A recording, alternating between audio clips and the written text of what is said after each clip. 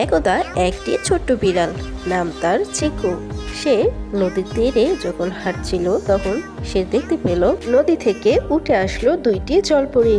তারা চিকুকে বলতে লাগলো, চিকু, ওই যে দেখো জলদস্যুদের জাহাজ, ওরা আমাদেরকে ধরতে আসছে, কারণ ওরা আমাদের মুক্তো নিয়ে যাবে। কিছু একটা করো চিকু। জলপরীদের কথা শুনে চিকু আগে মুক্তটি একটি গুহায় লুকিয়ে রাখলো, যেন জলদস্যুরা সেটি না নিতে পারে। এরপর সেটির উপর কিছু জাল দিয়ে সেটি আটকে রাখে, যেন কেউ কিছু বুঝতে না পারে। এরপর তারা পাথরের পিছনে লুকিয়ে কিভাবে তাদেরকে ধরা যায় সেটি বুদ্ধি করছিল। চিকু একটি জালের সাহায্যে তাদেরকে আটকে ফেলে, আর তারা হোরগোল করতে থাকে বের হওয়ার জন্য, কিন্তু তারা বের হতে পারে না। চিকু তাদের মুক্তো আবার তাদের হাতে তুলে দিল। জলপরীরা একে অপরকে বলতে লাগলো, এই চিকু যদি না থাকতো তাহলে আমাদের কি হতো। ধন্যবাদ চিকু, তুমি আমাদেরকে সাহায্য করার জন্য।